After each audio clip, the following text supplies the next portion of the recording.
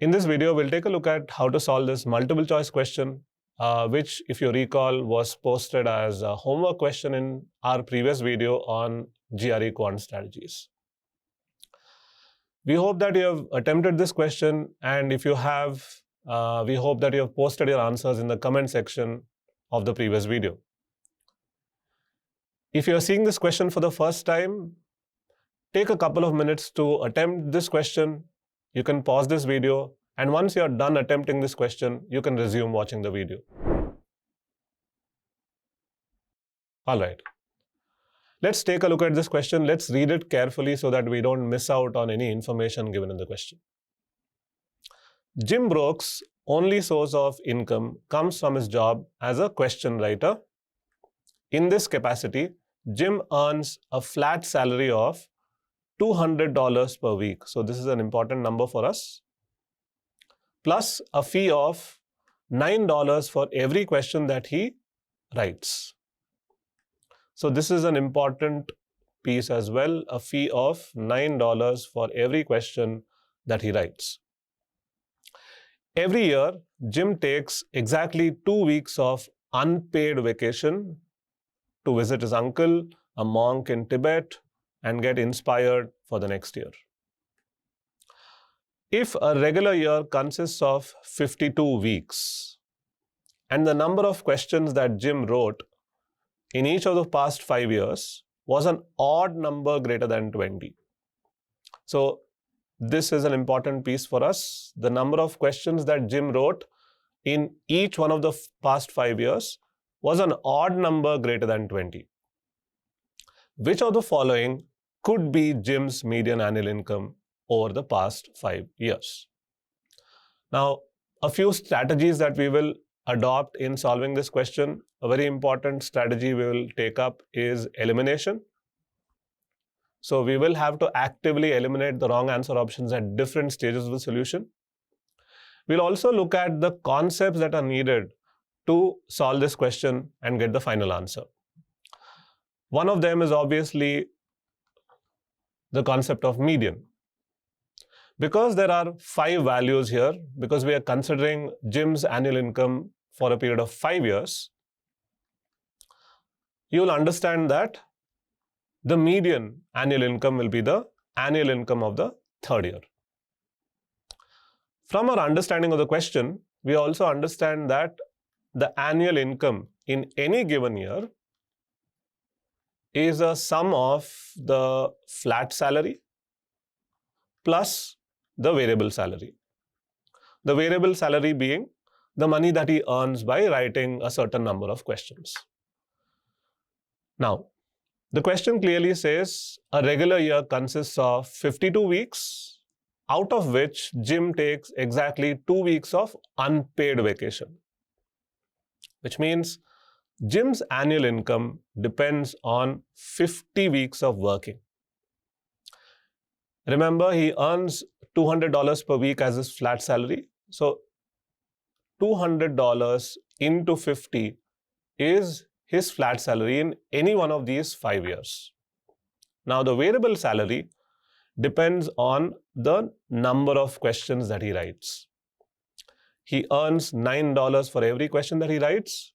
And the question says, in each one of the past 5 years, the number of questions he wrote was an odd integer greater than 20. Let's drill this down and simplify it. In any one of the given years, Jim's annual income will be the summation of 10,000 plus an odd multiple of 9. Can we say that? Yes, we can. How can we say that? Because 9 multiplied with an odd integer is an odd number, and it's also a multiple of 9. Combining both, we can say the variable salary is an odd multiple of 9. Now, what kind of a number is 10,000? 10,000 is an even number, and the other component is an odd number. What do you obtain when you add an even number and an odd number? You get an odd number. This helps us understand that the median annual income which is the annual income of gyms in the third year, cannot be an even integer. That gives us an opportunity to eliminate the answer options which are even integers. So options A and C get eliminated.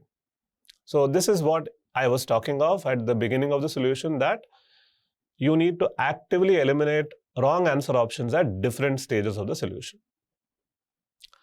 Now that we are left with 3 answer options, we ask ourselves, how do we eliminate 2 more and whatever is left is the correct answer? Now, if you observe, the remaining 3 values represent possible values for Jim's median annual income. Therefore, all these numbers should definitely have the 10,000 component in them. Now, if we remove the 10,000 component, because it is a constant, so it will be there anyway. This would be 18,423 and this would be 21,227. Now, if we remove the 10,000 component, you recognize that the other component should be an odd multiple of 9. Now, how do we decide whether a number is a multiple of 9? We use the divisibility test of 9. The divisibility test of 9 says that whether a number is divisible by 9 or not depends on the sum of the digits being divisible by 9. Which means the only thing we have to do now is to check which number is divisible by 9 by adding the digits. If we do that for option B, 1 plus 5 is 6, 6 plus 6 is 12, 12 plus 7 is 19, 19 plus 3 is 22. So 22 is not divisible by 9, which means option B cannot be the median annual income of Jim because it does not satisfy one of the constraints.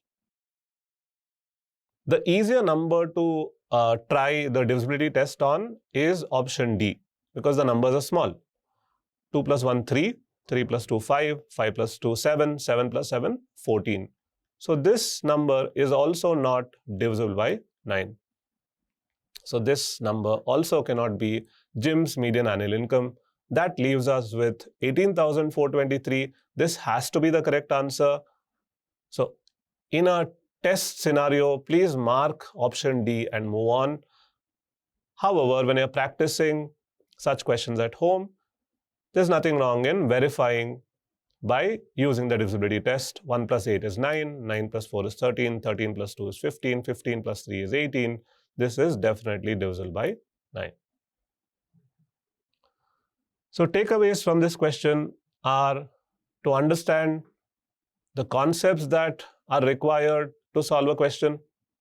You see that a heavily worded question, like a lot of questions on the GRE, come down to simple concepts. So a long, scary looking word problem is not a reason to panic.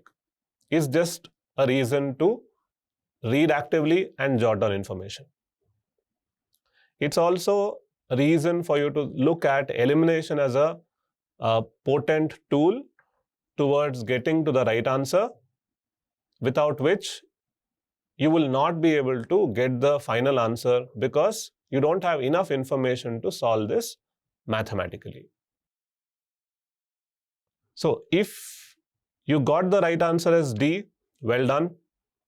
But if you did not get the right answer as D in your first attempt, I hope you now understand what kind of mistakes you made or what you missed out in getting to the answer. Here's another multiple choice question for all of you to attempt. Go ahead, try to apply all the strategies that you have learned in solving multiple choice questions, not only in this video, but also from our previous videos. Try to apply all those strategies in this question. And once you're able to get to an answer, post your answers in the comment section, and we'll be happy to get back to you on your answers.